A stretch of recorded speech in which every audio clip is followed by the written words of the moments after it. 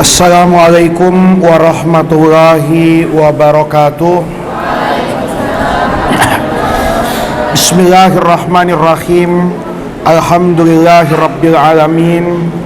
Wassalatu wassalamu ala asyrafil anbiya'i wal mursalin wa ala alihi wa sahbihi ajma'in, amma ba'du.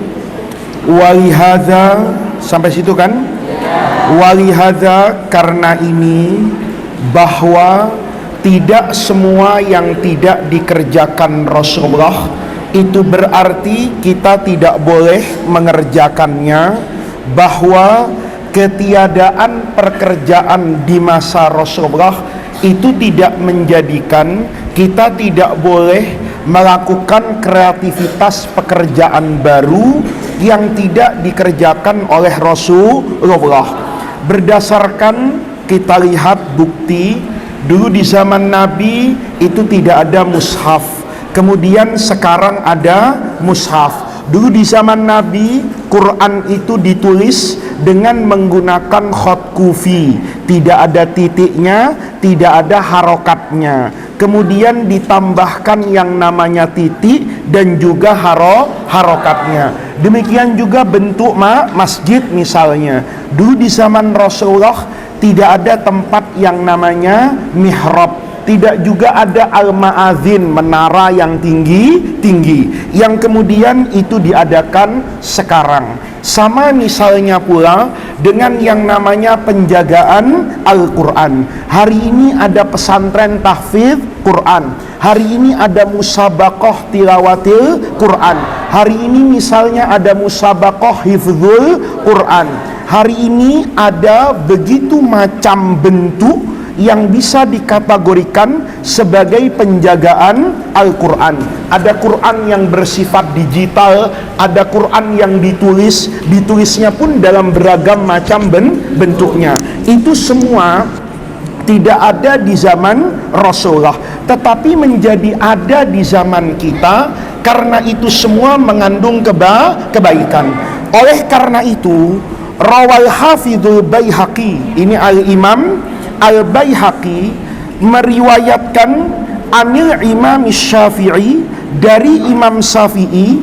Imam Baihaqi meriwayatkan qaulahu, perkataan Imam Syafi'i. Kata Imam Syafi'i, al-muhdatsatu, adapun al-muhdats, muhdas jamaknya muhdatsat, itu perkara yang baru, perkara yang diada-adakan sekarang yang dulu tidak ada. Al-muhdatsatu, adapun perkara baru, itu minal umur, dari yang kita lihat hari ini. Perkara-perkara baru itu dorbani, ada dua macam. Jadi al-muhdatsatu minal umur, perkara-perkara yang baru itu dorbani bisa kita kelompokkan menjadi dua macam. Ahaduhuma, yang pertama, satu pekerjaan, satu perbuatan, uhditha, yang diadakan, yang dilakukan, yang dikerjakan, mimma, dari pekerjaan, yukhalifu. Apa yukhalifu itu? Yukhalifu itu yang bertentangan. Yukhalifu bertentangan dengan kitaban, bertentangan dengan Al-Quran, au sunnatan, atau bertentangan dengan hadis Nabi, au ijma'an, atau bertentangan dengan ijma'. Ijma' itu konsensus, kesepakatan kaum muslimin. Kalau ada perkara baru bertentangan dengan Quran, bertentangan dengan hadis, bertentangan dengan ijma', maka fahadhil bid'atu, maka perkara baru ini itu disebut dengan al-bid'ah. Bid'ah ad-dhalalatu, yang apa itu? Yang sesat. Misalnya ya, ada perkara baru yang yukhalifu kitaban, bertentangan dengan apa itu? Al-Quran. Misalnya kemudian kamu bikin perayaan Maulid Nabi, Merayakannya dengan apa? Lomba dangdut misalnya, ya, antara laki-laki dengan perempuan. Itu dikatakan uhdisa, baru memang, dan juga yukhalifu kitaban. Itu pasti bertentangan dengan ayat Quran. Itu pasti bertentangan dengan hadis. Itu pasti bertentangan dengan ijma' kaum muslimin yang mengatakan bahwa pekerjaan seperti itu adalah pekerjaan yang mendatangkan maksiat misalnya. Yang kedua, wathani ma uhdisa, ma sesuatu pekerjaan uhdisa yang diadakan, yang dikerjakan, minal khairi, bagian dari apa itu? Khair, kebaikan, la khilafa, yang tidak ada perselisihan, yang tidak ada pertentangan, yang tidak ada perbedaan pandangan, fihi, dalam kebaikannya, liwahidin, buat setiap orang. Jadi setiap orang itu tidak berbeda pandangan bahwa pekerjaan ini termasuk apa itu? Kebaikan. Wahadihi, kalau yang seperti ini kata Imam Syafi'i, maka itu termasuk muhdatsatun, perkara baru, tapi ghairu mazmumatin, yang tidak tercela. Wa qad qala Umar bin Khattab, dan telah berkata siapa Sayyidina Umar ibn Khattab radhiyallahu anhu, fi qiyami syahri Ramadan, terkait dengan apa ini? Taraweh di bulan Ramadan. Jadi Sayyidina Umar itu, anak-anakku, itu membuat tradisi baru yang tidak pernah dikerjakan oleh Rasulullah sepanjang bulan apa itu? Ramadan. Nih, lihat, dengarkan. Ramadannya Rasulullah Shallallahu Alaihi Wasallam. Hadis yang masyhur, Nabi itu terawihnya 11 rakaat. Yang pertama nih. Tapi latas jangan kamu tanya an husnihinna, bagusnya sholatnya Nabi, watulihinna, dan panjangnya sholat Nabi. Jadi Nabi itu ketika sholat taraweh, sholatnya itu khusyuk banget, panjang banget. Kata sahabat, kami ini kalau bubar taraweh dengan Rasulullah itu berlarian pulang. Kenapa berlarian pulang? Takut nggak keburu sahur. Itu karena panjang sholatnya, ya. Dulu saya punya guru di Mesir itu, kalau sholat itu satu malam itu bisa membaca Quran 5 juz, anak-anakku, ya. Tarawehnya cuma 11 rakaat, tapi masya Allah seminggu di situ betis saya tuh lebih keras dari singkong, ya. Kenapa? Karena berdiri lama nahan badan. Jadi dulu saya pertama kali itu tahu taraweh itu yang panjang di Mekah. Ternyata taraweh di Mekah itu nggak ada apa-apanya dibanding tarawehnya guru saya. Saya pertama kali sholat di musola beliau itu sudah diingatkan sama orang. Itu yang jamaah itu di Mesir itu cuman khawasul khawas, hanya orang tertentu banget. Saya sholat, saya pikir panjangnya kayak apa sih, penasaran saya. Tahu-tahu satu rakaat itu, anak-anakku, bukan cuman Al-Baqarah sampai Ali Imran tuh satu rakaat gitu loh. Ya, kau bisa bayangin itu, ya. Ya, jadi kita sholat satu malam itu kadang-kadang bukan cuma 5 juz. Pernah beliau itu dalam 3 malam taraweh itu hatam apa itu? Quran. Jadi satu malam itu bacanya hampir 10 juz. Itu bisa dibayangin. Kayak apa panjangnya? Jangan tanya sholatnya siapa ini? Rasulullah. Jadi Nabi itu sholat tarawehnya itu dulu, riwayat yang masyhur itu cuma 11 rakaat. Ada yang mengatakan 13 rakaat. Apapun ya segitu. Tapi panjang banget, itu yang pertama. Yang kedua, anak-anakku, Nabi itu nggak tiap malam taraweh. Jadi Nabi itu malam ini taraweh, besok malam taraweh, malam yang ketiga nggak taraweh.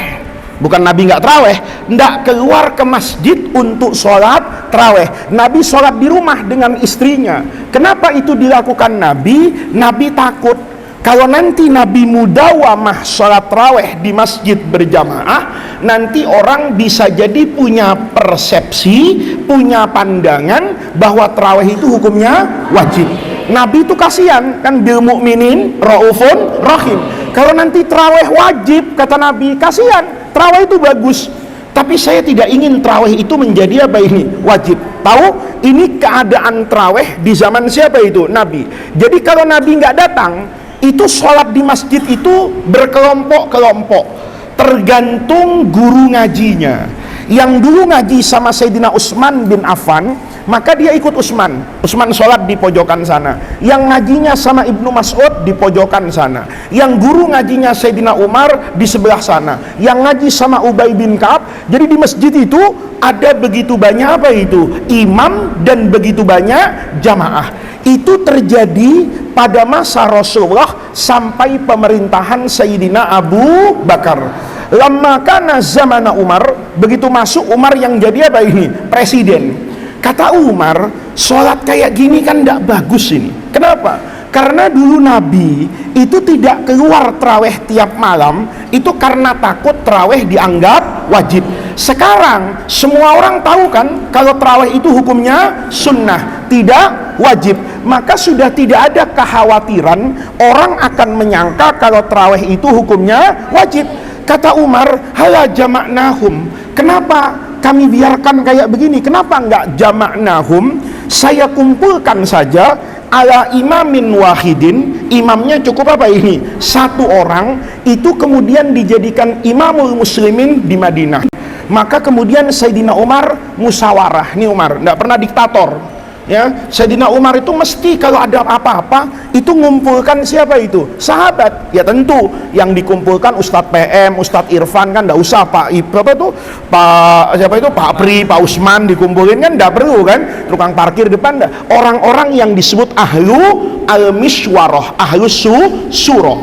Dikumpulkan nih sahabat utama Nabi nih, mungkin 30 orang, mungkin 50 orang. Umar ngomong, "Gimana kalau tarawih kita robah?" Dirubah gimana ya Amirul Mukminin?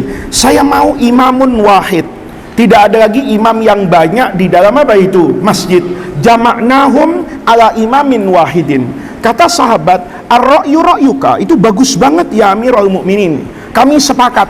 Maka dipilih nih, siapa di antara imam yang ada di masjid itu yang suaranya paling bagus. Maka kemudian anak-anakku, maka dipilihlah, kata semua yang hadir, saya mendukung kalau imamnya itu Sayyidina Ubay bin Ka'ab, karena itu adalah yang suaranya paling apa ini? Bagus. Maka kata Umar, Ubay, mulai besok kamu jadi apa ini? Imam. Lihat nih, Ubay kemudian tanya sama Sayyidina Umar, berapa rakaat saya sholat? Paham? Itu menunjukkan bahwa dulu Rasulullah itu tidak pernah menentukan bilangan rakaat sholat tarawih. Kalau betul sholat tarawih itu seperti yang dikerjakan Nabi misalnya yang terbaca hanya 11 atau 13 rakaat, maka Ubay bin Ka'ab kan nggak nanya. Kayak kamu kan nggak pernah nanya sama saya, Gus, nanti saya jadi imam duhur berapa rakaat? Kan kepengen saya tarik kupingnya itu. Kenapa nanya yang namanya sholat duhur? Kamu datang misalnya, nanti kamu ke Surabaya misalnya, masuk Masjid Agung Surabaya. Apa kamu nanya, sholat asar di Surabaya berapa rakaat? Enggak lah, karena semua orang tahu yang namanya sholat asar 4 rakaat. Kamu nanti sekolah ke Amerika misalnya, begitu sampai di Washington misalnya, berapa rakaat di sini sholat subuh? Semua orang tahu kalau sholat subuh 2 rakaat. Pertanyaan Ubay bin Ka'ab kepada Umar, bagaimana saya sholat? Itu menunjukkan sebetulnya tradisi itu terbuka. Betul, Rasulullah bacanya kayak begitu. Tapi pertanyaan Ubay itu menunjukkan bahwa Nabi itu nggak pernah memberi aturan apa itu? Teknis terhadap sholat apa itu? Tarawih. Maka kata Sayyidina Umar, kalau menurut saya nih, sholatnya nggak bisa kayak Nabi dulu. Kata sahabat, kenapa ya Amirul Mukminin? Dulu itu Nabi sholatnya panjang-panjang, imamnya Rasulullah, makmumnya Abu Bakar. Sekarang imamnya mungkin Abu Gosok, ya kan? Makmumnya Abu-abu, ya kan? Tentu tidak akan tahan seperti dulu di masa ini. Saya nama Sayyidina Umar itu orang yang apa itu? Bijaksana. Kalau dulu sholat panjang itu aman. Kenapa? Imamnya bagus, makmumnya bagus. Sekarang mungkin imamnya bagus, makmumnya yang tidak bagus, kakinya gatel-gatel, ya kan? Kalau sholat joget-joget, kalau diajak lama bubar. Coba, kamu tahu kan sekarang, kalau ada satu masjid tarawih terkenal, sholatnya lama, penuh apa kosong? Hah? Lihat orang taraweh itu. Orang taraweh itu kan menyalahi tradisi agama. Agama itu dulu kalau taraweh itu biasanya awalnya kosong, akhirnya penuh. Kalau kita enggak, awalnya penuh tuh. Kalau malam taraweh, malam pertama, kedua, ketiga, itu jamaahnya sampai kemana itu? Keluar. Nanti kalau sudah seminggu, jamaahnya itu nyusut. Nanti menjelang malam lebaran tinggal imam sama marbot masjid itu yang tinggal dua apa itu, betul kan? Nah, kata Umar, tidak bisa panjang kayak gitu Ubay. Lalu gimana? Lihat nih kecerdasan Sayyidina Umar. Kata Umar, sholat kita ini tidak boleh sebetulnya kalah dengan Rasulullah, tetapi saya harus bijaksana. Gimana caranya? Kata Sayyidina Umar, kita potong bacaannya, kita tambahkan bilangan rokaatnya. Lihat nih, karena nanti ibadah itu akan seimbang. Nih Umar bilang, Nabi misalnya sholatnya 11 rokaat, maka Nabi itu hanya akan melaksanakan misalnya sholatkan 11 rokaat, berarti baca Fatihahnya cuma berapa kali? 11. Sujudnya berarti cuma 22 kali kan, karena satu rokaat sujudnya 2. Kata Sayyidina Umar, kita sholatnya panjangin nih bilangan apanya? Rokaatnya. Jadi 23 rokaat, berarti baca Fatihahnya berapa? 23 kali. Sujudnya 46 kali. Kata Sayyidina Umar, berarti kita dapat pahala dari bertambahnya gerakan tubuh, ya kan? Ruku, sujud, kan itu lebih nambah kan? Rokaat. Tapi kita kurangi apanya itu? Bacaannya. Tapi bukan juga bacaannya kulhu dan inna atoina, atau kayak kita rokaat pertama itu biasanya dibariskan dari alhaqumut takasur, rokaat keduanya apa itu? Apa? Rokaat keduanya apa? Hah? Al-Ikhlas. Nanti kalau sudah 15 tambahin inna anzalnahu misalnya. Nah, itu pendek Pak. Enggak. Kata Sayyidina Umar, kalau Nabi dulu satu rakaat rata-rata kalau berjamaah itu satu rakaat itu rata-rata Nabi membaca 200 ayat, ya. Maka sekarang kata Umar kita diskon jadi 50 ayat. Nih lihat. Terus kata Umar, imamnya terus tidak berubah Ubay selama suaranya bagus. Kalau nanti serak-serak diganti sama Ibnu Mas'ud, kalau nanti sakit perut diganti sama, tapi selama Ubay itu sehat, imam tarawih itu cuma satu. Siapa? Ubay bin Ka'ab. Setuju? Setuju. Mulai besok ya Ubay, 23 rakaat, bacaan masing-masing satu rakaat itu cuma 50 ayat, tidak lagi 200 ayat. Setuju? Setuju. Sholatlah besok. Ya, Sayyidina Umar paling belakang nih. Karena dia sudah tanazala, dia melepas haknya untuk jadi imam, diserahkan kepada Ubay bin Ka'ab. Begitu mulai sholat nih, Ubay bin Ka'ab sholat nih, baca Fatihah, baca 50 ayat, waladhdallin, amin, ruku, sujud, sampai rokaat yang terakhir, orang itu kan satu. Kalau kemarin kan tarawih itu bubarnya beda. Yang ini sudah bubar, yang ini belum bubar. Yang ini masih waladhdallin, amin, yang sini sudah baca surah, yang sini masih ruku, yang ini sudah sujud, kan begitu.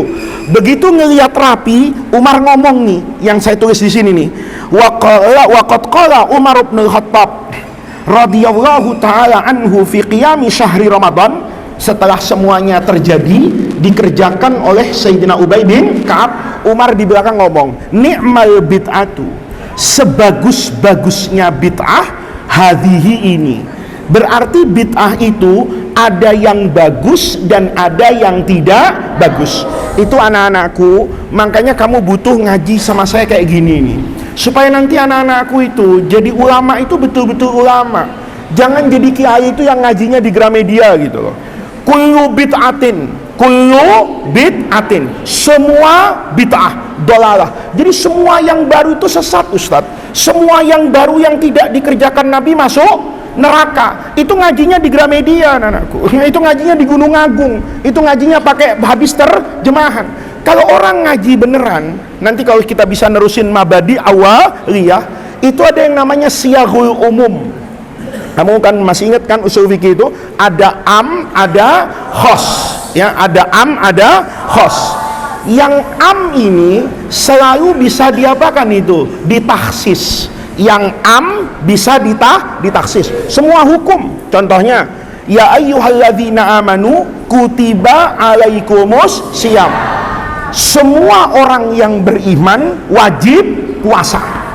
Apa semua orang yang beriman wajib puasa? Enggak. Ternyata anak-anak enggak wajib puasa. Ada orang gila itu, KTP-nya Islam, dia orang Islam tapi gila, wajib puasa enggak?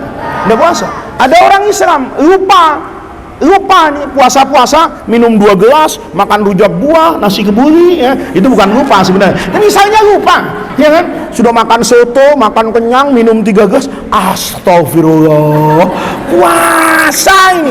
Tapi sudah habis 2 mangkok, sudah habis 3 gelas. Saya tanya, puasanya batal nggak? Enggak. Kenapa? Ada hadis yang menegaskan rufi al qalamu an salasin. Berarti ayat ya ayyuhalladzina amanu itu dia ditahsis. Ada kelompok orang yang tidak kena beban ayat ini. Itu namanya siyagul umum. Maka kalau kamu baca di Quran, semua ayat yang ada kulunnya itu tidak semuanya selalu artinya apa itu? Semuanya. Apa contohnya? Kamu ingat kan cerita Nabi Khidir dengan Nabi Musa itu yang berguru itu, ya? Kan itu guru yang unik itu. Kamu kalau saya ngajar kayak gitu, kayaknya kabur semua dari pondok gitu ya. Ya, kata Nabi Khidir, "Ya Musa, naik kapal. Ya, kita nanti kamu saya ajarin ilmu di pulau sana." Siap Nabi Khidir, naik itu. Di tengah-tengah laut kapalnya diapakan itu? Dibolongin. Papannya itu dicopot satu-satu. Kata Nabi Musa, tenggelam kita.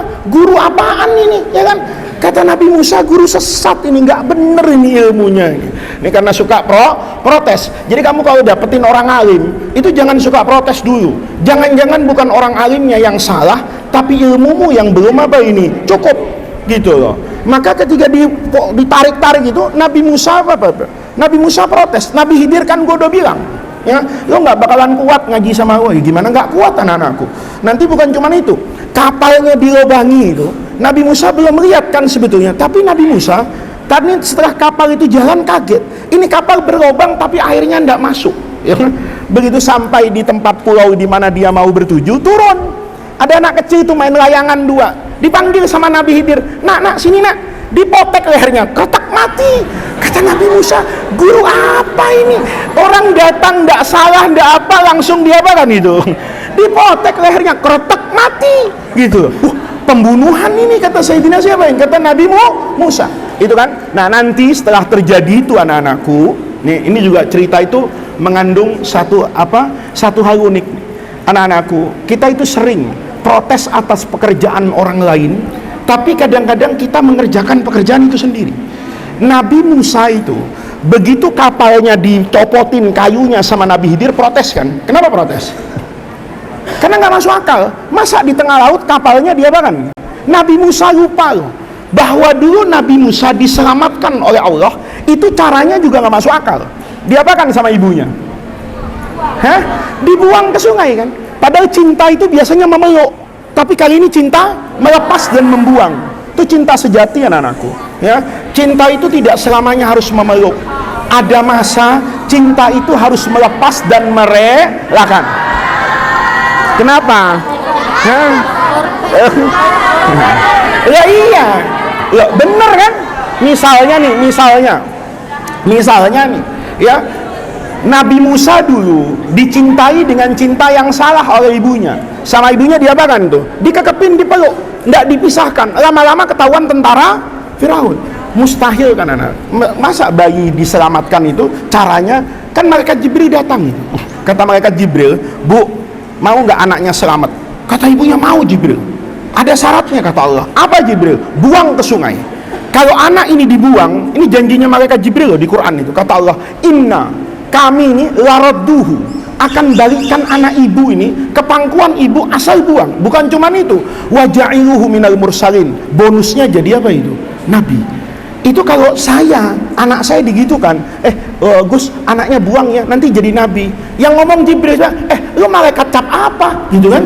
Kalau bener ini anak saya mau jadi nabi, lindungi dong. Masa harus diapakan itu? Dibuang. Tapi Nabi Musa lupa bahwa ibunya dulu juga melakukan pekerjaan yang bertentangan dengan akal. Lihat nih, ya.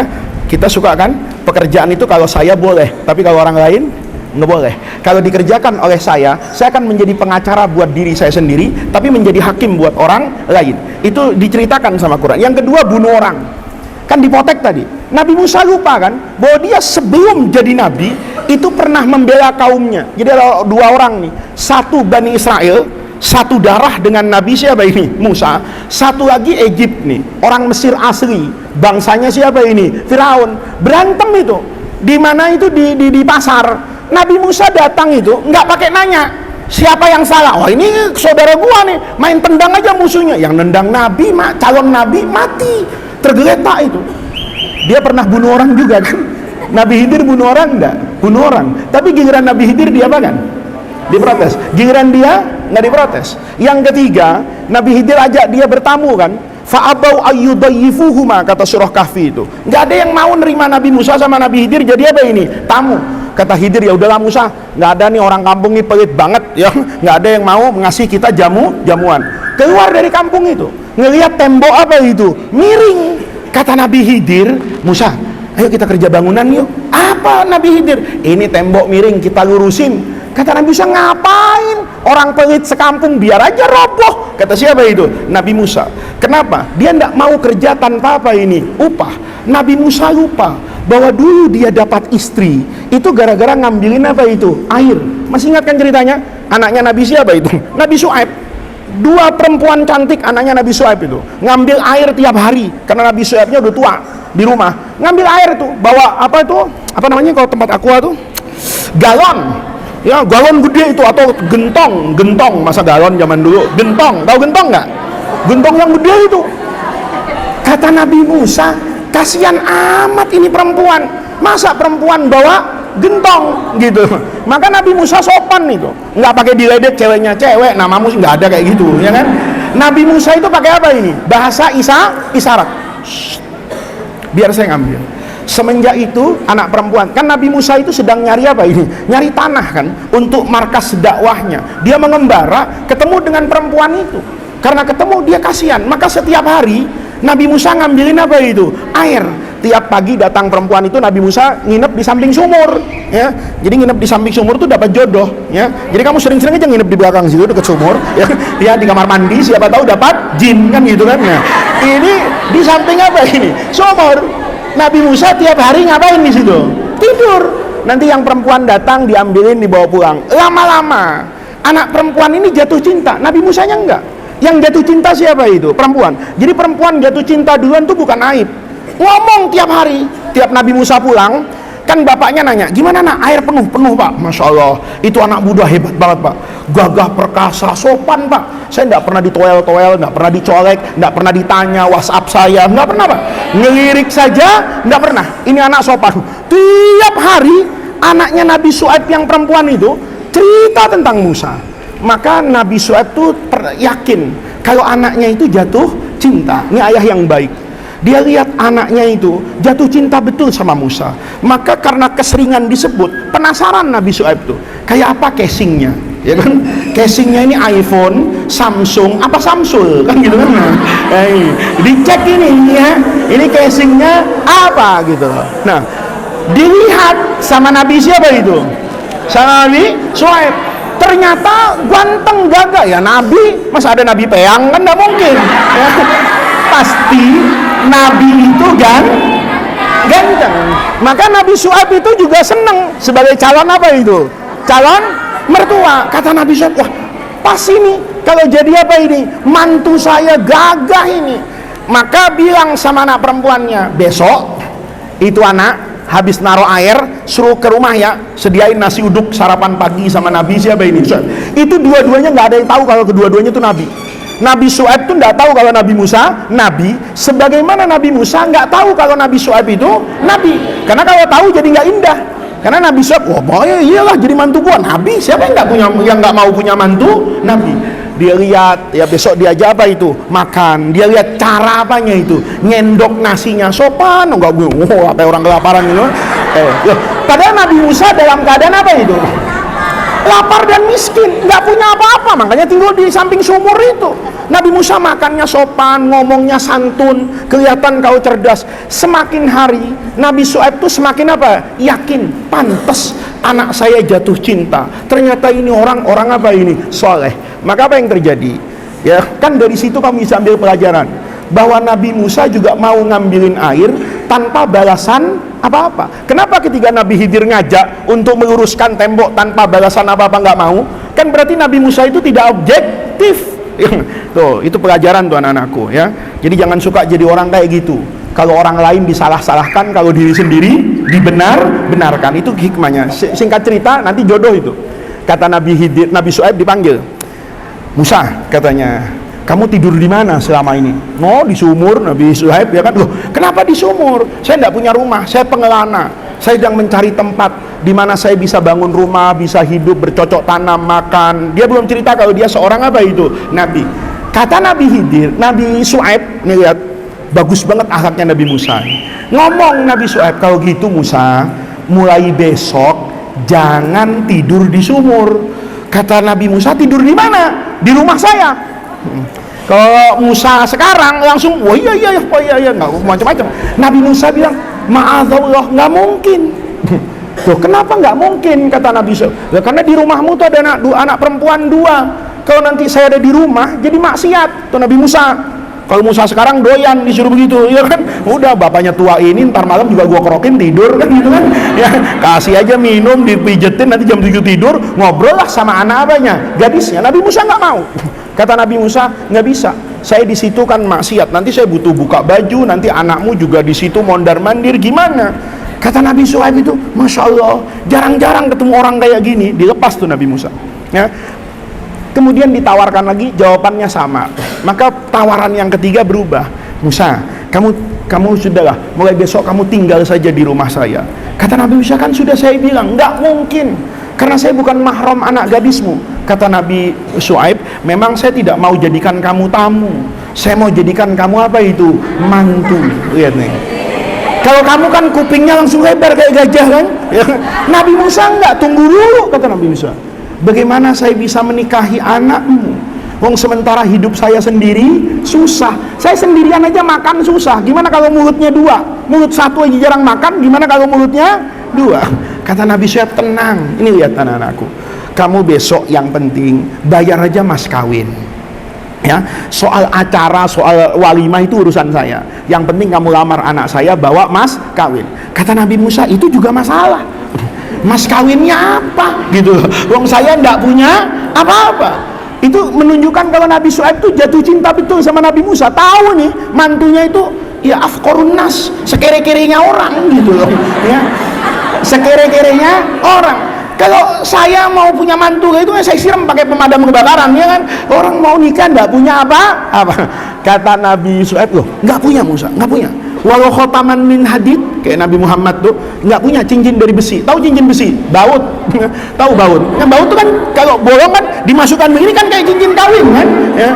Kata Nabi, kalau kamu nikah nggak punya harta minimal cincin kawin. Jadi kalau kamu nanti diajak sama calon suamimu mau nikah nggak ke toko emas nggak apa-apa, sesuai dengan hadis Nabi. Tahu-tahu mau nikah kamu diajak ke bengkel. Kamu tanya, abang, kok ke bengkel abang? Ya suaminya kan kata Nabi, iltamis walau khotaman min hadid. Carilah mas kawin itu berupa harta. Itu menunjukkan anak-anakku, sebenarnya dalam Islam makruh loh. Ya aslinya itu nggak ada. Mas kawin itu alat sholat, mas kawin itu Quran, mas kawin itu hafal Quran, nggak ada. Mas kawin itu yang diajarkan Nabi itu harus malun mutakawwam, harus berbentuk apa itu? Harta. Jadi kamu nggak apa-apa.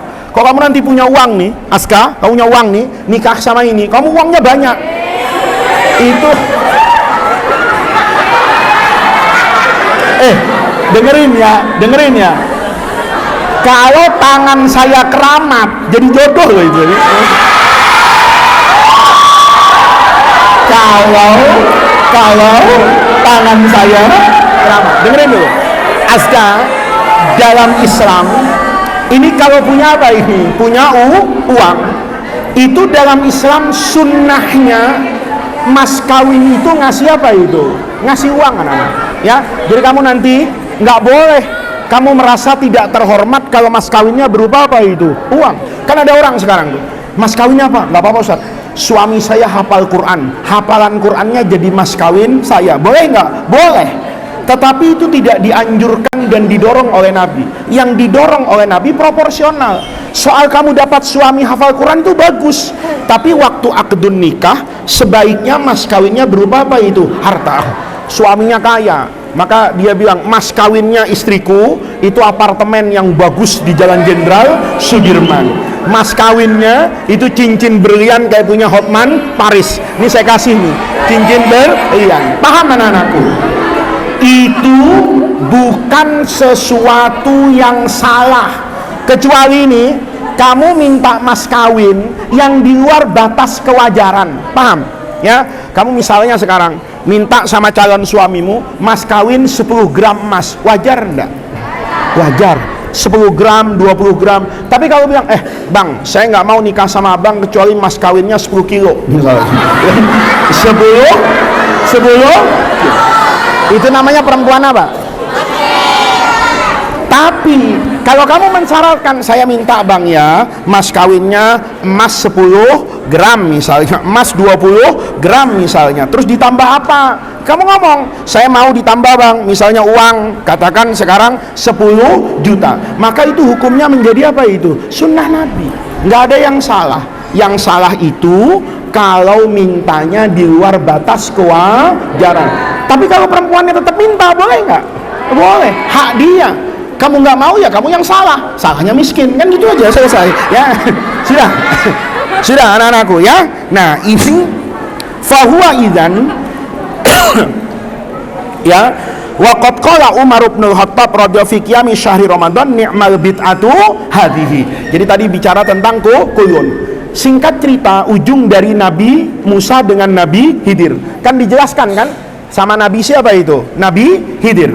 Musa, saya jelasin sekarang ya, kenapa perahu itu saya rusak bentuknya. Kamu lihat ayat Qur'annya, wa kana waro'ahum malikun ya'khudhu kulla safinatin ghasbah. Lihat, karena nanti ada raja ini, ya'khudhu, ngambil apa?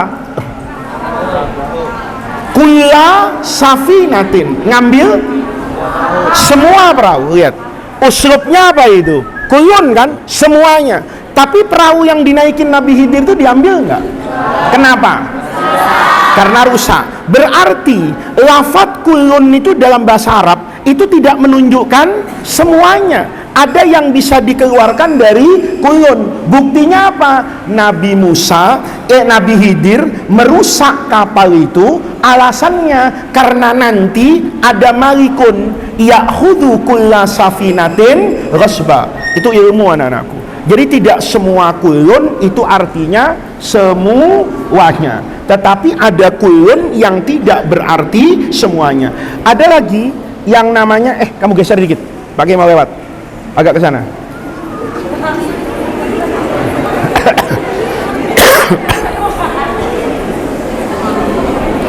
Nah, itu namanya anak-anakku, itu namanya memahami bahasa Arab yang benar. Kalau pakai terjemah, kata-kata kuyun itu sudah menunjukkan semuanya. Paham ya? Maka kemudian qala al-Hafidzus Suyuti, maka Imam As-Suyuti itu berpendapat, wa amalul maulidi, adapun merayakan maulid Nabi, laisa fil maulidi itu mukhalafatun, tidak ada mukhalafah. Apa mukhalafah itu? Perbedaan, pertentangan, pelanggaran. Itu tidak ada pelanggaran, pertentangan.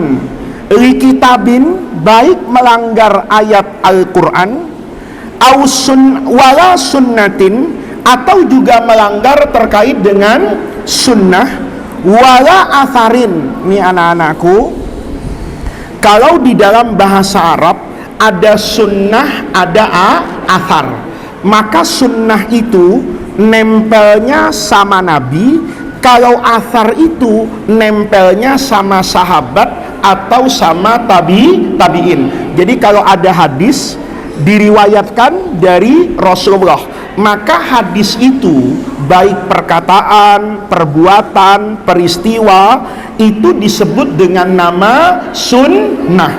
Tetapi kalau athar, kalau dia berdiri sendiri, maka athar itu juga bisa diartikan sebagai hadis Nabi. Tapi kalau disebut dua-duanya nih, satu sunnah, satu athar, maka sunnah itu untuk Nabi, athar itu untuk selain Nabi. Bisa jadi perkataan Sayyidina Umar, bisa jadi perkataan misalnya tabi'in. Itu namanya perbedaan antara sunnah dengan athar. Dia tidak bertentangan dengan hadis, tidak bertentangan dengan wala atharin, wala ijma'in, dan juga dia tidak bertentangan dengan ijma'. Fahia maka ini termasuk bid'ah ghairu mazmumah, yang tidak tercela, kama fi ibarati Syafi'i, seperti perkataannya Imam Syafi'i yang tadi, yang di atas tadi, al bid'atu itu dorbani, wahua, dan merayakan maulid itu termasuk minal ihsan, dari perbuatan baik, ihsan, alladzi lam yu'had, yang tidak terkenal. Dia kebaikan tapi tidak dikenal fil asril awwali, pada masa siapa itu? Nabi. Tapi baik tapi tidak dikenal, sama aja. Quran itu dalam bentuk mushaf itu juga tidak dikenal di masa Nabi, adanya di masa siapa? Sahabat. Taraweh 20 rakaat itu berturut-turut setiap malam dengan satu imam, itu juga tidak dikenal di masa Nabi, tapi dikenalnya di masa sahabat. Maka yang seperti itu tidak boleh dipertentangkan apakah ini dikenal atau tidak dikenal di masa Nabi. Tetapi yang lebih utama, apakah ini bertentangan dengan Quran, maka jatuhnya menjadi haram. Kalau tidak bertentangan dengan Quran, isinya kebaikan, bisa jadi hukumnya wajib, bisa jadi hukumnya sunnah, minimal hukumnya mubah. Paham anak-anakku ya? Itu maksudnya. Fa inna it'amat ta'am, karena memberi makan al-khaliyah, yang tidak dibarengi. Al-khali itu yang tidak dibarengi, tidak dibarengi aniqtirafil atham, dan dengan perbuatan dosa. Huwa ihsanun, itu kan baik-baik saja. Fahuwa, maka maulid Nabi dari sisi ngasih makanan kepada orang yang hadir, kata Imam Suyuti, minal bid'ah mandubah, termasuk bid'ah yang mandubah, yang disun. Kenapa? Karena ngasih orang makanan orang itu hukumnya sunnah, kan gitu. Kama abdaro anhu bidzalika, sebagaimana menyatakan hal itu semua siapa? Sultanul ulama, ini alim besar. Nanti kamu ke Mesir lihat kuburannya, Al-Imam Al-Izzu, ini singkatan. Orang Mesir itu suka nyingkat-nyingkat nama orang, namanya ini Izzuddin, tapi disingkat dari panjang Izzuddin jadi Izzun. Al-Izzu ibnu Abdissalam. Wa kadzalika, demikian pula aslul ijtima', prinsip berkumpulnya orang. Maulid kan ngumpulin orang. Rizhari syiarul maulid, untuk menampakkan, izhar, menunjukkan syiarul maulid, syiarnya maulid Nabi itu masyru', bagian dari agama, wa qurbatun, dan termasuk taqarrub, ibadah kepada Allah. Kenapa?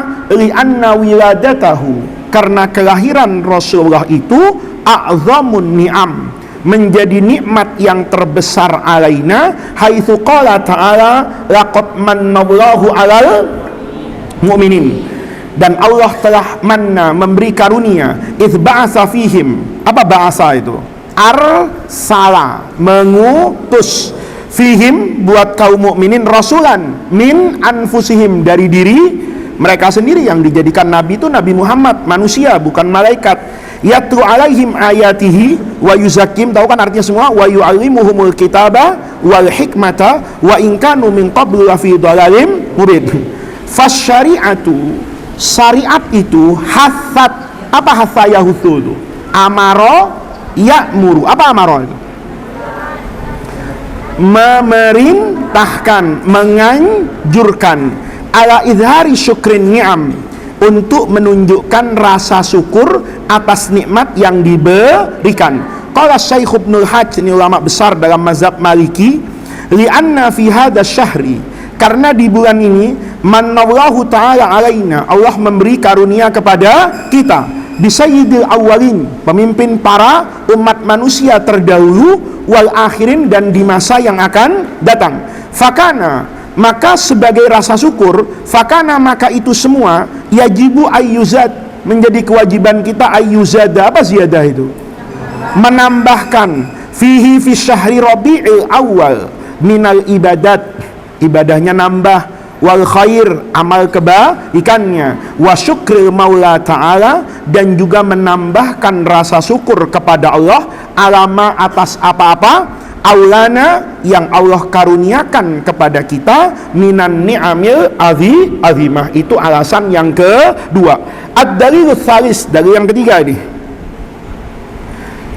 Masih panjang ya. Maghrib jam berapa? Jam 5 kurang. Ad-dalilus salis, bener jam 5 kurang kalau di Papua, ya kan? Ad-dalilus salis, innal ihtifala, itu waktu yang berbeda itu menunjukkan kalau dunia ini apa? Bulat. Bukan bulat, ya kan? Kalau dunia kotak itu nggak menunjukkan. Jadi kalau ada orang, kan banyak orang tuh kadang masih ngeyel aja, bumi itu katanya rata, alam naj'alil arda mihada. Kalau ada yang mengatakan Allah jadikan bumi itu firasan, terhampar, rata, itu namanya orang yang juga nggak ngerti bahasa Arab. Tandanya bumi itu bulat ya karena waktunya itu berbeda, ya.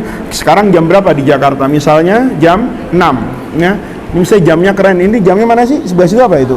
Mekah, Jakarta. Sananya salah, mestinya Mekah, Jakarta, London. Itu kalau memang itu jam dunia kan, sehingga kamu bisa tahu. Atau sebelah sana Washington gitu. Jadi kamu hidup di banyak jam kan. Kok Kuala Lumpur deket aja gitu.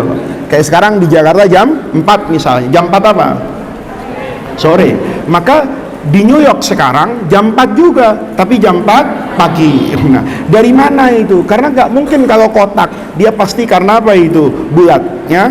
Kayak kamu ngelihat kapal itu, kalau di tepi pantai, itu kan dari titik kecil kan?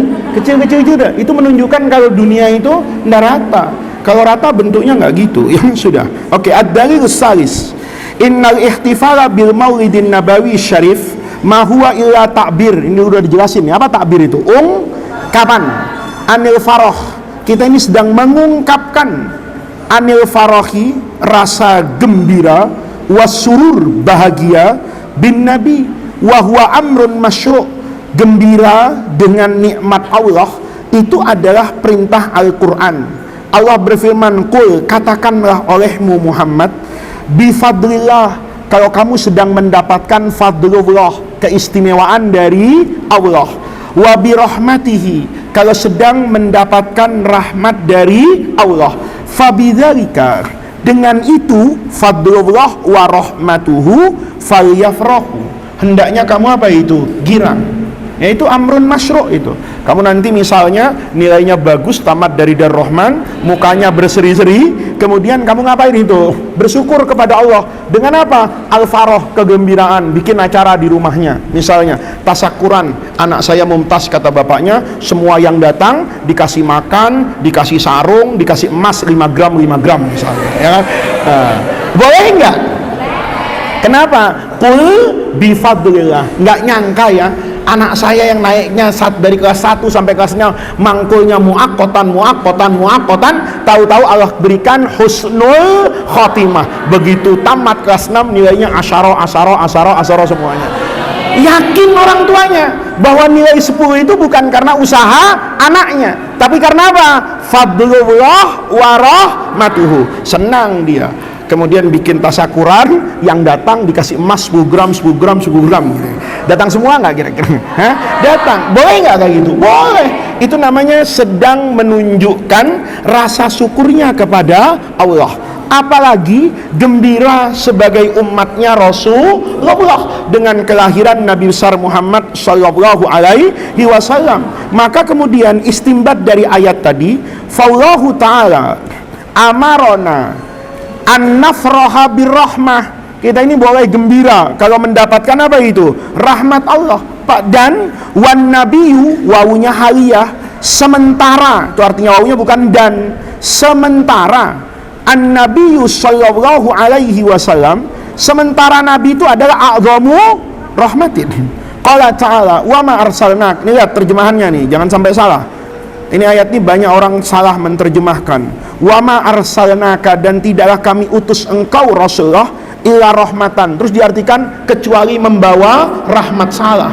Nabi itu datang bukan membawa rahmat. Nabi itu datang sebagai rahmat. Kan beda toh? Kalau saya orang kaya dengan saya datang membawa orang kaya itu beda. Kalau saya kaya misalnya, saya tanya sama kamu, kamu nanti semua nih kalau mau masuk kampus UIN, bayar SKS-nya bilang sama saya ya. Kamu bilang, oh asik juga ini, kenapa? Saya kaya. Tapi kalau saya ada orang kaya, saya bilang, Pak mau nggak kasih beasiswa sama santri dari Rahman? Kan saya harus bilang dulu sama dia. Kalau Nabi itu membawa rahmat, maka Nabi itu tidak punya kuasa atas rahmat. Tapi Nabi datang, nabinya itu datang sebagai rahmat. Ada nggak rahmat yang lebih besar dari Rasulullah? Kalau nggak ada Nabi, kamu nih mati semua loh. Iya kan? Karena tradisi masyarakat jahiliyah, kalau lahir anak perempuan dibunuh. Perempuan itu dalam pandangan jahiliyah itu nggak ada harganya, bisa diperjualbelikan, ya menjadi, ya betul. Makanya kalau kamu nanti punya suami nih, yang suruh, kan banyak tuh suami-suami walaupun muslim tapi masih jahiliyah. Istrinya ngasih usul, diam, udah masak, nggak usah ikut campur, ya ini urusan bisnis, ini urusan. Kalau orang kayak gitu, itu tandanya dia masih jahiliyah. Nabi itu anak-anakku, orang yang sangat menghargai istrinya. Bahkan dalam banyak perkara, Nabi itu menggunakan pendapat istrinya, dan itu lebih efektif dari pendapatnya Rasulullah. Nih, anak-anakku, setelah perjanjian Hudaibiyah, pernah baca kan perjanjian Hudaibiyah? Nabi mau ngapain itu? Umroh kan? Sama orang kafir, tidak boleh masuk ke Mekah. Sementara Nabi sudah pakai baju apa ini? Ihram. Orang taunya, ihram itu kan nggak boleh dicopot sebelum melaksanakan apa itu? Manasik umrohnya. Kalau dia belum tawaf, belum sa'i, belum cukur tahallul, bagaimana dia mau melepas baju apa ini? Ihram. Hari itu anak-anakku, Nabi itu bilang sama sahabatnya nih, sahabatnya itu ada puluhan ribu, di depan Nabi itu ada ribuan orang. Kata Nabi, sahabatku, lepas baju ihrammu tuh. Sekarang kita balik ke Madinah. Sudah, jangan ada lagi kata-kata bisa umroh, nggak bisa. Umroh sudah nggak bisa. Kita harus balik ke Madinah. Nabi bilang, ayo Abu Bakar copot, ayo Umar copot, Bilal copot. Itu nggak ada yang mau nyopot. Bukan mereka itu nggak taat sama Nabi, tapi kepengen Nabi itu merevisi keputusannya. Ngomong sama, ya Allah Jibril tolong dong, udah umroh aja dilindungi malaikat, bisa nggak?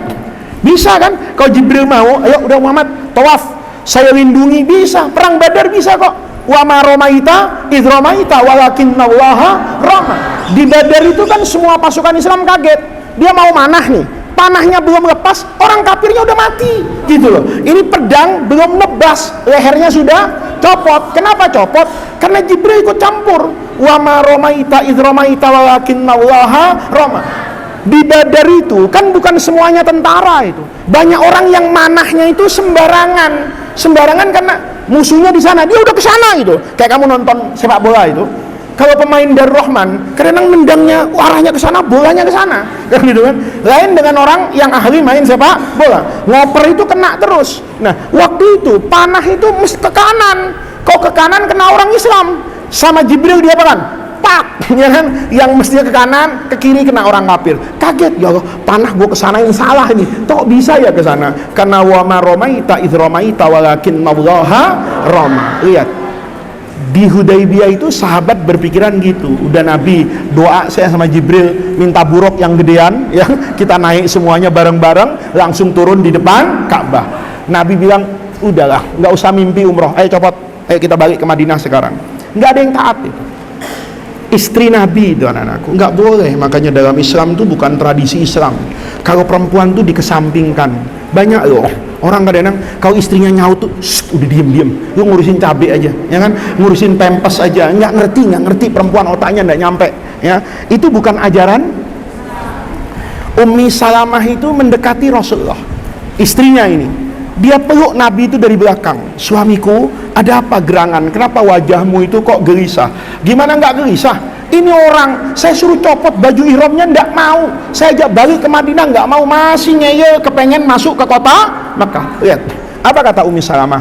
Suamiku, mau nggak mereka taat? Ya mau. Mau nggak mereka balik ke Madinah? Mau. Mau nggak mereka copot ihramnya? Mau. Gampang Rasulullah. Nabi duluan, cukur rambutmu ya Rasulullah, kemudian lepas baju ihrammu, ganti dengan baju biasa. Yakin semua orang juga akan berganti baju, karena ngelihat Rasulullah sudah tidak pakai ihram. Kata Rasulullah, bener. Coba kalau suami sekarang, so tahu lo perempuan, gua aja kagak bisa, lo lagi. Bener nggak kadang-kadang? Ada yang gitu kan? Nabi bilang, sodakti, bener. Maka Nabi panggil sahabatnya, cukur rambut saya. Kemudian selesai dicukur, dicopot baju ihramnya, Nabi ganti baju biasa. Maka orang selapangan mengikuti Rasulullah. Itu atas usulan siapa? Perempuan apa laki? Iya, ya. Jadi di situ Nabi itu membawa rahmat. Makanya kamu tuh banyak-banyak baca salawat sama Rasulullah, ya kan? Alhamdulillah Rasulullah datang, kalau enggak saya dikubur hidup-hidup, kan gitu. Alhamdulillah adanya Rasulullah menjadikan perempuan itu bisa sekolah, perempuan itu bisa meraih derajat yang dulu hanya milik laki-laki. Ya itu anak-anakku. Tinggal nanti kamu harus ngerti bahwa hidup ini ada pembagian pekerjaan. Ada pekerjaan yang hanya bisa dilakukan oleh laki-laki, ada pekerjaan yang hanya bisa dilakukan oleh perempuan. Makanya Islam itu membagi. Gagah itu bagus kalau nempel sama laki. Kalau perempuan gagah bagus enggak? Hah? Terus rumah ini misalnya nikah nih, terus bocor gitu. Saya sebagai suami ngomong, ya Allah, genteng bocor. Terus saya bangun dari kursi, mau ngambil apa itu? Tangga sama genteng. Tahu-tahu kamu sebagai istri ngomong, tenang bang. Ditepok. Suaminya disuruh apa itu? Duduk, tenang bang, ya. Biar saya yang ngurus. Tahu-tahu istrinya ke belakang tuh, ngambil tangga di tangan kanan, genteng 10 di tangan kiri. Wow, jalan begini ya. Indah nggak hidup? Paham? Jadi anak-anakku, dalam Islam itu tidak ada laki-laki lebih superior daripada perempuan. Yang ada adalah pembagian tugas. Pembagian tugas itu penting. Mobil itu gasnya penting nggak? Penting. Kalau nggak digas nggak maju. Tapi kamu ada mobil, ada gasnya, nggak ada remnya, mau naik? Kenapa? Hidup tuh kan begitu anak. Pernah tahu sambal terasi nggak? Itu enak nggak? Enak. Komposisinya nggak enak. Cabenya pedes. Terasinya bau. Kamu pernah ke pabrik terasi nggak? Saya pernah. Muntah-muntah. Rasanya baunya luar biasa. Pabrik kecap, pabrik terasi, pabrik tauco. Itu kalau masuk, kalau nggak baca Yasin Fadilah, pingsan gitu. Baunya luar biasa. Tapi ingat, begitu cabai, terasi, gula, garam, tomat ditumbuk jadi satu, itu jadi enak nggak? Enak. Tapi kalau dipisah-pisah nggak enak. Terasinya bau, cabenya pedes, garamnya asin, gulanya manis. Nggak boleh. Maka orang tuh kalau mau bagus itu nggak boleh menafikan orang lain. Lihat nih, gula itu rasanya manis, bertentangan dengan filosofi sambal. Tapi gula nggak boleh rendah diri di depan cabai sama terasi. Kata cabai, lo ngapain ngumpul ke gua? Lo manis, ini sambal. Tapi sambal terasi tidak dikasih gula, dia kehilangan aroma apanya? Rasa nikmatnya. Nikmatnya itu ada gulanya sedikit, ada garamnya, ada cabenya, ada terasinya. Maka hidup tuh dalam Islam kayak gitu. Kamu nanti kalau hidup sama orang gitu, filosofinya sambal terasi. Cuman kamu jangan tanya, yang jadi terasi siapa Ustadz? Nggak usah ya. Yang penting ini adalah sambal terasi. Bisa jadi ini cabenya, aska terasinya misalnya, umar garamnya, yang falah ini misalnya gulanya. Diaduk satu ini 4 ini, ya kan jadi indah. Kayak marawis itu. Musiknya, alatnya berbeda-beda kan? Beda-beda. Begitu diramu jadi satu jadi nyaman. Itu Rasulullah. Rahmatan lil alamin. Wa qala ta'ala laqad ja'akum rasulun min anfusikum azizun alaihi ma'anitum harisun alaikum bil mu'minina raufun rahim. Udah diamalkan? Belum ya, saya yakin belum ya kan. Ya, nanti kamu baca itu ya. Tiap hari jadikan wirid. Laqad ja'akum, nanti apa-apa minta tolong sama Rasulullah. Nanti ujian itu kalau bisa biasa baca laqad ja'akum rasulun min anfusikum azizun 'alaihi ma 'anittum harisun 'alaikum bil mu'minina raufun rahim. Macet di ujian. Ngomong kamu, adrikni ya Rasulullah, ya Rasulullah. Mudah-mudahan dengan barokah baca ayat Quran, baca sholawat. Apa jawabannya ujian ini? Turun Jibril. Nah, jawabannya kalamuna lafdun mufidun kastaqim wasmun wafi'un summa harfunil kalim. Nah, itu kayak gitu. Wa fi sadadi hadzal kalam, dan di tengah pembicaraan ini nawaddu, kita ingin an nadhkura. Ini logika. Qissata itqi. Kisah itu kisah. Itqi memerdekakannya Abilah bin Abu Lahab lijariyatihi buat budak perempuannya Suwaibah, nanti yang disebut Suwaibah al-Aslamiyah, ini budaknya Abu Lahab. Lama tatkala akhbarathu, memberitahu siapa Suwaibah hu kepada Abu Lahab biwiladatin Nabi, terkait dengan kelahiran Nabi. Ya, jadi dulu Suwaibah itu lari-lari ke rumah Abu Lahab, ngasih tahu Abu Lahab, ya Abalah bin, ponakanmu lahir, anaknya Abdullah itu sudah lahir, Aminah sudah melahirkan. Keluar dari rumahnya itu, Abu Lahab nanya, anaknya Abdullah itu apa? Laki. Dikasih nama sama kakeknya Abdul Muthalib, Muhammad. Ganteng banget, seneng banget Abu Lahab tuh, senang dengan kelahiran Nabi sebagai ponakan.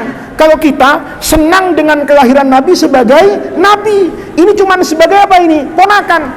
Senang dia. Begitu Suwaibah ngomong, ponakanmu sudah lahir, anaknya Abdullah, laki-laki tampan, diberi nama yang aneh tapi mengagumkan bangsa Arab yang namanya Muhammad. Kata Abu Lahab, kamu ini bawa berita gembira. Ya, saya senang betul dengan apa yang kamu sampaikan. Sebagai hadiahnya, kamu mulai hari ini menjadi perempuan merdeka. Dimerdekakan. Itu Suwaibah sujud ke Abu Lahab tuh, girangnya luar biasa. Dari budak mendadak hurrah, menjadi merdeka, lari dia, senang betul. Dia merasa bahwa kelahiran cucunya Abdul Muthalib itu membawa keberkahan. Suwaibahnya itu dimerdekakan. Maka kemudian nanti ini setelah Abu Lahab mati, itu mati kira-kira tahun ke-5 Hijriah, setelah masa perang Uhud. Abu Lahab ini umurnya panjang. Ya. Wa anna sayyidana Abbas bin Abdul Muthalib, pamannya Rasulullah, pada satu malam ro'a Abu Lahab bin, ngelihat Abu Lahab fil manam, di malam mimpi ini, ba'da wafatihi, setelah matinya Abu Lahab. Maka Sayyidina Abbas itu dalam mimpi fasa'alahu, nanya siapa itu? Abu Lahab, anhalihi, keadaannya Abu Lahab. Ya, Abu Lahab, apa kabarmu hari ini? Faqala, jawab Abu Lahab itu dalam mimpinya, lam alqa khairan, saya tidak pernah lagi merasa baik, saya tidak pernah bertemu dengan kebaikan apapun ba'dakum, setelah berpisah dengan kalian di alam dunia. Saya ini hancur-hancuran di akhirat, kata Abu Lahab. Ghaira, kecuali anni suqitu, saya suqitu, diberi apa itu? Minum. Fi hadhihi, pada jam ini, pada hari ini, itu kan mimpinya malam. Malam di mana dulu Abu Lahab memerdekakan siapa itu? Suwaibah. Karena Suwaibah lari-lari ngasih kabar sama Abu Lahab kalau yang namanya ponakannya Muhammad sudah lahir.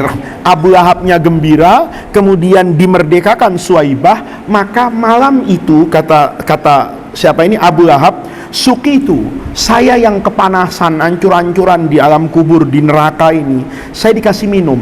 Sebab bi'itaqati, karena saya memerdekakan Suwaibah.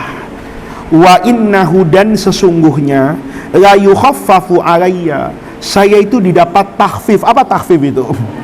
Diskon, diringankan. Alayya, buat saya di azab neraka ini, fi kulli yaumil isnain, setiap hari Senin. Abu Lahab itu kalau apinya misal 1000 derajat, dikurangi sama Allah tinggal 100 derajat, ya gosong, tapi tidak sepanas biasanya. Hadhil qissatu, lihat kisah ini, Masyhuratun, apa masyhurah itu? Terkenal fi kutubil ahadis, baik dalam buku hadis, wa fi kutubis siyar, dan juga di dalam buku sejarah, wa naqalaha, dan diriwayatkan oleh al-a'immah, para imam, al-hufat, ahliha hadis, al-mu'tamadun, yang bisa dipercaya, fi hadzal fanni, dalam bidang ilmu hadis. Kalau ini cerita sampah tak bermakna, kan tidak mungkin diriwayatkan oleh para ulama.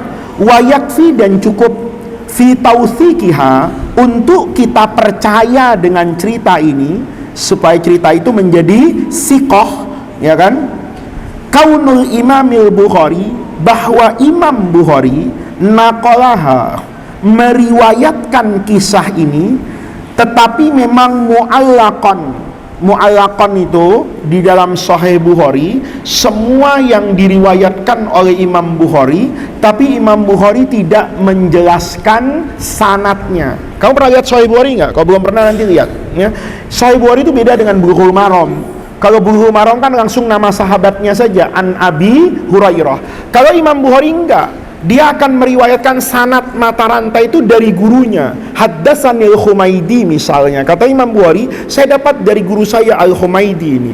Al-Humaidi dari si fulan, terus sampai sahabat, sampai Rasulullah. Ini namanya musnad. Kenapa musnad? Karena ada sanadnya. Apa sanad itu? Mata rantai periwayatan dari orang per orang sampai kepada Rasulullah. Itu dalam hadis, dalam kitab Sahih Bukhari itu, semua hadis, semua yang ditulis itu terbagi menjadi 3 kelompok, anak-anakku. Yang pertama itu musnad, dijelaskan ada apanya itu, sanadnya. Yang kedua itu mursal.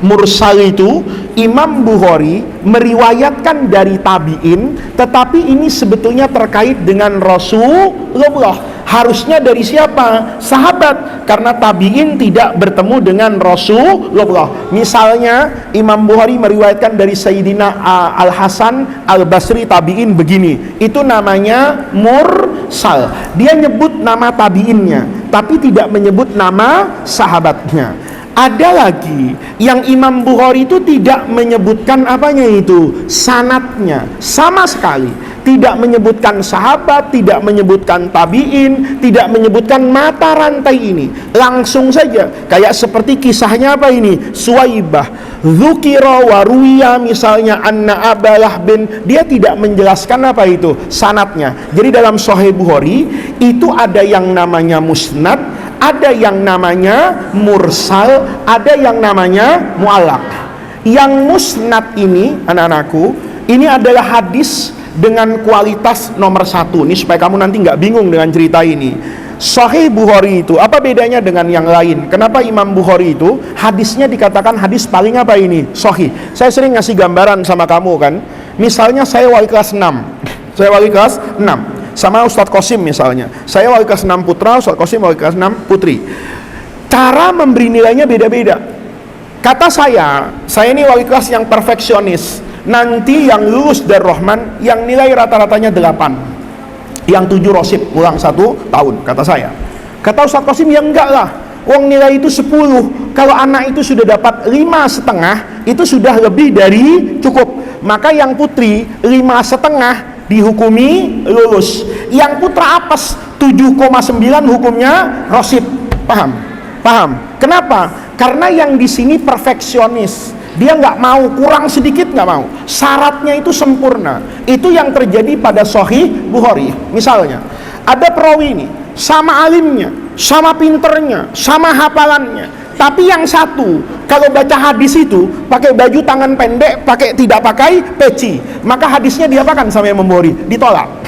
Padahal kata Imam Abi Daud, apa urusannya dengan peci? Orang nggak pakai peci asal alim juga nggak apa-apa. Kata Imam Bukhari, nggak bisa. Karena dia sedang baca hadis, kok berani-beraninya baca ucapan Rasulullah pakai kaos oblong, nggak sopan sama Nabi. Berarti ilmunya kurang nih, paham? Maka orang yang baca hadis pakai kaos oblong itu diterima oleh Imam Abi Dawud, tapi ditolak oleh Imam Bukhari. Paham? Sebenarnya hadis yang ditolak oleh Imam Bukhari itu belum tentu hadis apa? Dhaif, tapi hadis sahih yang rawinya tidak sempurna. Maka Imam Bukhari nanti kalau dia butuh satu cerita, satu ajaran yang bagus, tapi yang bagus ini tidak memenuhi kriteria angka 8 tadi, paham? Maka sama Imam Bukhari dimasukkan, tapi sanadnya diapakan ini? Dibuang, anak-anakku.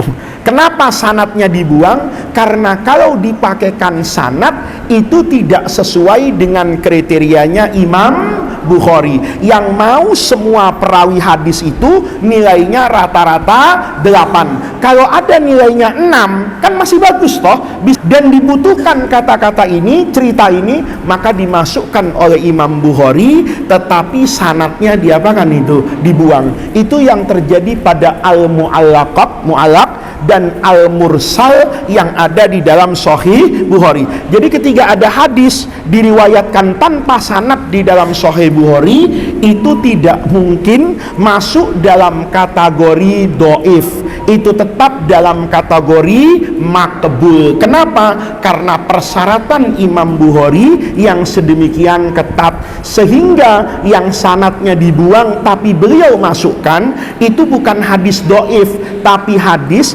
yang perawinya tidak memenuhi kriterianya Imam Bukhari. Paham ya? Nah, di sini Imam Bukhari meriwayatkan kisah ini mu'allaqan, tanpa sanad, fi sahihi, dalam sahih Imam Bukhari, al-muttafaqi, yang disepakati, bainal muslimina ala jalalatihi, keagungannya, wa makanatihi, ketinggian kedudukannya, diakui oleh umat Islam bahwa kitab yang paling sahih di dalam agama ini setelah Al-Quran adalah Sahih Bukhari.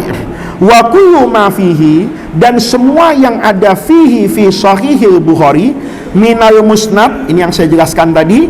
Kalau hadisnya musnad disebutkan apanya? Sanad, mata rantai periwayatannya, itu sahih. Hadisnya pasti sahih bila adna syakin, tanpa ada sedikit pun keraguan. Amal mu'allaqat yang saya jelaskan tadi, adapun hadis yang diriwayatkan secara mu'allaq, wal mursalat, atau dalam keadaan mursal, allati fi sahihil Bukhari, fa innaha, maka al mu'allaqat wal mursalat tadi la takhruju, tidak keluar andairatil makbul, dari kriteria hadis yang masih bisa al-makbul, diterima sebagai dalil, wala tasilu, dan mu'allaqat dan mursalat itu tidak akan sampai ila dairatil mardud, kepada kelompok hadis yang harus ditolak. Wahada, pemahaman ini bahwa al-mu'allaqat dan mursalat yang ada di dalam Sahih Bukhari itu termasuk hadis yang bisa diterima, itu ya'rifuhu, diketahui oleh para ulama al-mustaghiluna, yang ahli, yang pakar bil hadis, terkait dengan hadis, wal mustalah, dan ilmu mustalahul hadis, walladzina, dan alladzina itu para ulama, ya'rifuna, yang mengerti, yang tahu, maknal mu'allaqi, arti al-mu'allaq, wal mursal, dan arti al-mursal, wa hukmuhuma, dan hukum keduanya, idza jaa fis sahih, apabila disebutkan fis sahih dalam kitab Sahihul Bukhari. Maka dari kisah tadi, anak-anakku, kalau Abu Lahab itu bisa mendapatkan apa itu? Dispensasi azab di akhirat karena kegembiraannya dengan kelahiran Rasulullah. Bagaimana dengan kita yang girang dengan kehadiran Nabi sepanjang masa sebagai Nabi? Farahimahullah, ini syairnya. Semoga Allah merahmati Al-Hafidh Imam Samsuddin Ad-Dimishqi, idh ansyada, tatkala beliau menyenandungkan satu syair, idza kana hadza kafiron, idza kana, isimnya tu Abu Lahab, idza kana hadza Abu Lahbin apabila ada siapa Abu Lahab kafiron yang kafir itu, ja'a zammuhu, yang telah ja'a datang apa zammuhu, celaannya. Nah, Abu Lahab itu kan dicela sama Quran. Di mana dicelanya? Di tabbat yadahu, dengan surah Al-Lahab. Tabbat, celakalah, yadahu, kedua tangan Abu Lahab, fil jahimi, nanti di neraka jahim, mukhalladan, dalam keadaan apa ini? Kekal abadi. Abu Lahab yang kafir, yang kecamannya sampai Allah turunkan satu surah isinya kecaman terhadap Abu Lahab, di neraka mukhalladan, khalidina fiha, kekal abadi. Ata annahu, diceritakan annahu, bahwa sesungguhnya fi yaumil isnaini daiman, setiap hari Senin, yukhaffafu, diringankan, anhu, dari Abu Lahab, azabnya itu, lisurur, karena kegembiraannya, bi Ahmada, atas kelahiran keponakannya Rasulullah. Itu Abu Lahab dapat apa itu? Rahmat Allah sedikit tuh di akhirat. Famadzannu, apa artinya famadzannu itu? Apa yang bisa kamu bayangkan? Kalau Abu Lahab yang kafir kayak begitu, yang kehancuran dan kecamannya, Allah turunkan satu surah namanya surah Al-Lahab, itu masih dapat dispensasi di dalam api neraka. Famadzannu, lalu apa yang kamu bisa bayangkan? Bil abdi, dengan kita ini hamba, alladzi kana umruhu, yang sepanjang hidupnya, yang Abu Lahab itu girang dengan Nabi Muhammad itu sebatas ketika kelahirannya. Nanti Nabi besar jadi Nabi, Abu Lahabnya jadi apa? Benci. Sementara kita itu sepanjang hidup kita itu bi ahmada masrura, kita girang kan dengan kelahiran Nabi, Nabi sampai tumbuh menjadi Nabi dan Rasul, itu kita gembira sepanjang masa. Wa mata, dan hamba itu mati muwahhidan, dalam keadaan bertauhid kepada Allah. Kalau Abu Lahab saja dapat kayak begitu, bagaimana dengan orang yang sepanjang hidupnya bergembira dengan kelahiran Nabi Muhammad sebagai Nabi dan Rasul? Pasti pahalanya jauh lebih besar, lebih banyak. Wasu'alul matruh, ini logikanya. Idza kana Abu Lahbin, apabila ada siapa ini Abu Lahab, al-kafiro, yang kafir, alladzi nazala al-Qur'an, yang sampai-sampai Quran itu nazala turun, bidzammihi, untuk mengecam Abu Lahab yang tabbat yada tadi itu, juzia, apa juzia itu? Diberi balasan, bitakhfif, dengan dispensasi adab, finnar, bifarhihi, karena kegembiraannya, lailata maulidin Nabi, malam kelahiran Rasulullah. Kalau Abu Lahab dapat itu, famahalul muslimi, bagaimana dengan keadaan orang muslim? Alladzi yafrahu, yang muslim itu bergembira, bimaulidihi, dengan kelahiran Nabi, wa yabdhulu, dan mengorbankan, ma, sesuatu, tasilu, yang sampai ilaihi, kepada ma kudratuhu, kemampuannya. Ini terjemahan bebasnya gini, wayab dulu, dan mengorbankan segala daya upaya, fi mahabbatihi, untuk membuktikan kecintaannya kepada Rasulullah. Kayak kamu nih hari ini, kamu tuh harus menjadi orang yang optimis dengan rahmat Allah. Abu Lahab yang cuman gembira dengan Rasulullah itu dapat dispensasi azab. Bagaimana kamu yang ngafalin Quran? Bagaimana kamu yang ngaji hadis? Bagaimana kamu yang menjaga syariat dengan ngaji Fathul Mu'in? Kamu tinggal ngomong kan sama Allah, ya Allah, saya ini ngaji Fathul Mu'in karena girang menjadi umat Rasulullah. Saya ingin menjadi penerus Nabi. Saya ingin menjalankan ajaran Rasulullah. Kalau Abu Lahab saja bisa dapat dispensasi dari azab neraka, apalagi ya Allah cuma menjadikan saya lulus dari Darur Rahman dengan nilai mumtaz. Itu terlalu mudah buat Allah Subhanahu wa ta'ala.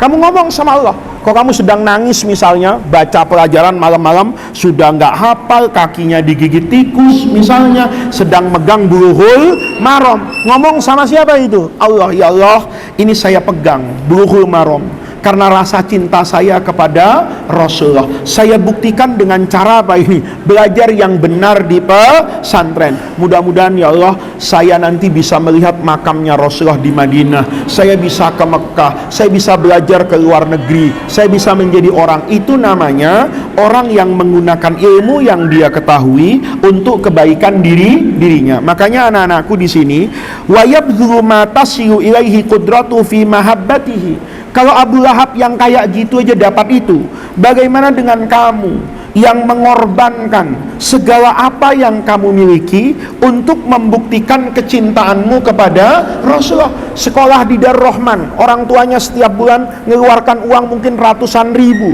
tidak mustahil sampai lebih dari 1 juta agar anaknya bisa ada di mana itu? Di pesantren. Itu menunjukkan kalau orang tuamu tuh cinta sama Rasulullah, kepengen anaknya mengerti tentang syariatnya Rasulullah. Kalau Abu Lahab bisa kayak begitu, apalagi kamu. Itu namanya su'alun. Itu pertanyaan anak-anakku, la yahtaju, yang tidak membutuhkan fi ijabatihi, untuk menjawab ila badri juhdin akli. Nggak perlu diapakan itu, nggak perlu lagi dipikirin pertanyaan yang jelas. Kalau Abu Lahab saja dapat rahmat Allah di neraka dengan cara diberi minuman, apalagi kita, orang yang sepanjang hidupnya mencintai Rasulullah. Itu ada pertanyaan, kalau ke Abu Lahab dapat itu, saya dapat apa? Itu pertanyaan yang untuk menjawabnya itu sebetulnya nggak butuh apa itu?